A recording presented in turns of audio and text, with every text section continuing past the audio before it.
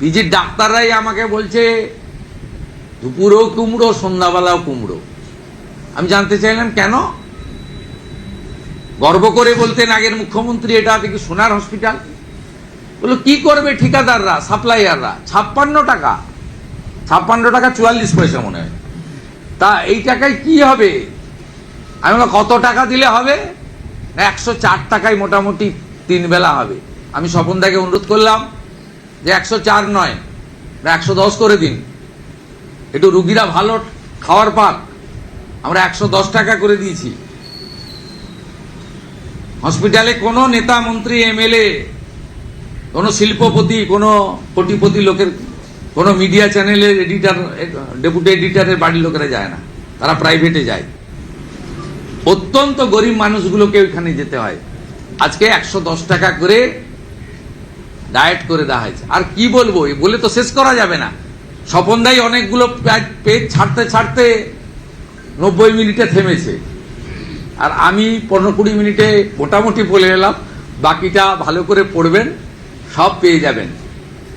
আমরা কথা দিই, যা কথা দিই, ভেবে দিই, সেই কথাটা ভালো করে রাখি। আর পরিষ্কার করে বলে দিলাম, ডক্টর শ্যামাপ্রসাদ মুখার্জির দেখানো পথে বাংলা চলবে, স্বামী বিবেকানন্দের ভাবনায় বাংলা চলবে, রামকৃষ্ণ মিশন, ভারত সেবাশ্রম সংঘ, ইসকন, গৌড়িয়া মঠের দেখানো ভাবনায় পশ্চিমবঙ্গ চলবে। এই সংস্কৃতি থেকে আমাদের বিচ্যুতি ঘটবে না। আমরা ভারত সেবাশ্রম, রামকৃষ্ণ মিশনের সব শিক্ষা স্বাস্থ্য প্রতিষ্ঠানে কর্পাস ফান্ড দেওয়ার সিদ্ধান্ত গ্রহণ করেছি। আমরা ইসকনকে মিড ডে মিল খাওয়ার সরবরাহ করার জন্য উদ্যোগ দিচ্ছি। পাইলট প্রজেক্ট হিসেবে পুরো কলকাতাকে দিয়ে দেওয়া হচ্ছে, ইসকন খাওয়াবে রান্না করে। আপনার আপত্তি থাকলে হরে কৃষ্ণ বলবেন না, কেউ আপনাকে জোর করবে না। তো খুব ভালো খাওয়ার পাবেন, শুদ্ধ খাওয়ার পাবেন, চিন্তার কোনো কারণ নেই, ঠিক আছে? আর ডক্টর দীনদয়াল উপাধ্যায়ের একাত্ম মানববাদ, এটাই আমাদের আসল লক্ষ্য। 50% মানুষ অর্থনৈতিক পরিসীমার নিচে থাকে, তাদের আপগ্রেড করতে হবে।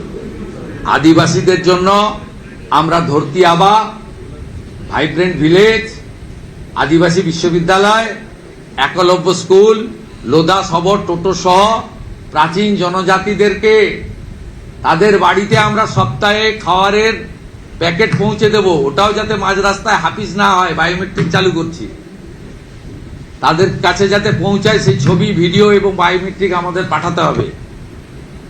25 লক্ষ নতুন প্রধানমন্ত্রী আবাসের বাড়ি হবে। জল জীবন মিশনের জল যাবে। কুড়মালি ভাষা সংস্কৃতির জন্য বরাদ্দ হয়েছে অর্থ। রাজবংশী ভাষা তার ঐতিহ্য রক্ষা করার জন্য বরাদ্দ হয়েছে অর্থ।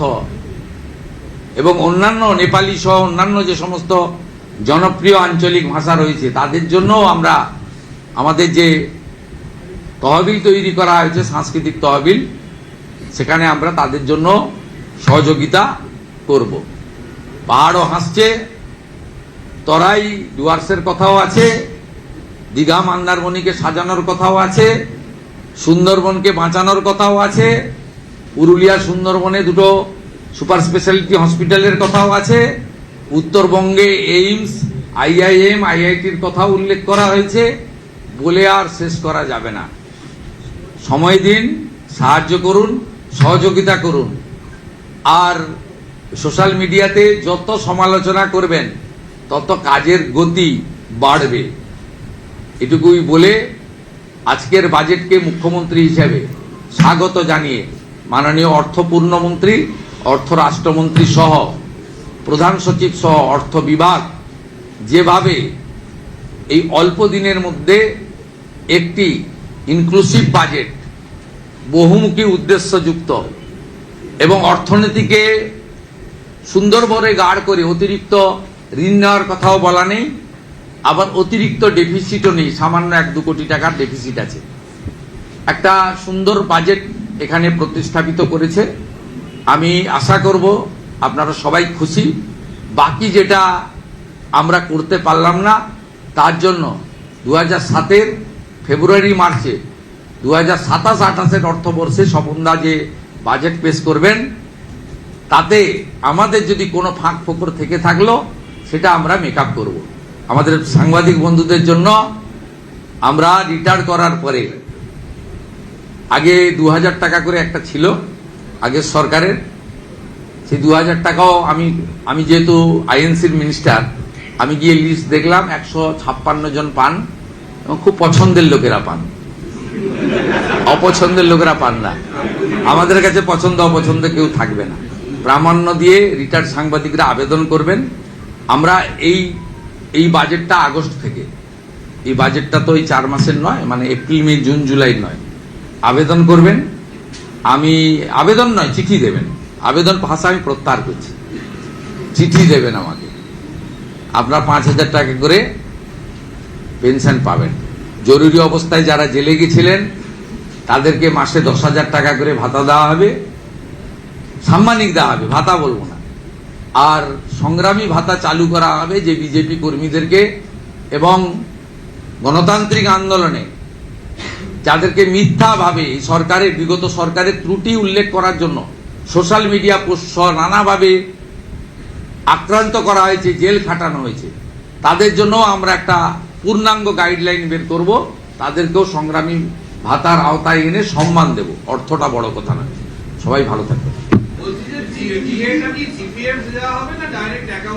না না, জি অ্যাকাউন্ট কোনটা বললেন? ডিএটা তাদের হাতে পাবে, ওরা অক্টোবর মাস থেকে হাতে পাবে। না, ওর সঙ্গে সম্পর্ক নেই। সুপ্রিম কোর্টের অর্ডারের সঙ্গে এটাকে গুলিয়ে ফেলবেন না। আপনি কোন চ্যানেল? আচ্ছা, ওটাই কাজ আপনাদের। আপনার সম্পর্কে জানি, আপনাদের সম্পর্কে জেনে রাখা লোকের দরকার আছে। আপনার ওই জন্য আমি জিজ্ঞেস করলাম। না না, আপনি কি, আপনারা কি করছেন সকালবেলা তো আমি পড়ি না, অন্য লোক কেটে পাঠায় আমার।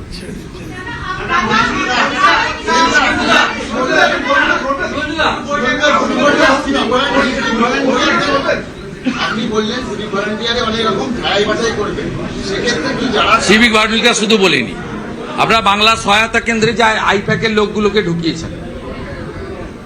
আইপ্যাকের লোক হলেও ঢুকতে পারেন, অপরাধ নয়। ঝাড়াই বাছাই যোগ্যতার ভিত্তিতে হবে। আপাতত সবাইকে তো রাখছি, ছাঁটাই তো হবে না বলছি, খুব ক্লিয়ার। এই সরকার কাউকে ছাঁটাই করবে না, কিন্তু ঝাড়াই বাছাই তো করবো। আপনি যে পোর্টাল থেকে এসেছেন, পপুলার পোর্টাল দিওয়াল, সেখানেও তো ঝাড়াই বাছাই মাঝে মাঝে হয় না?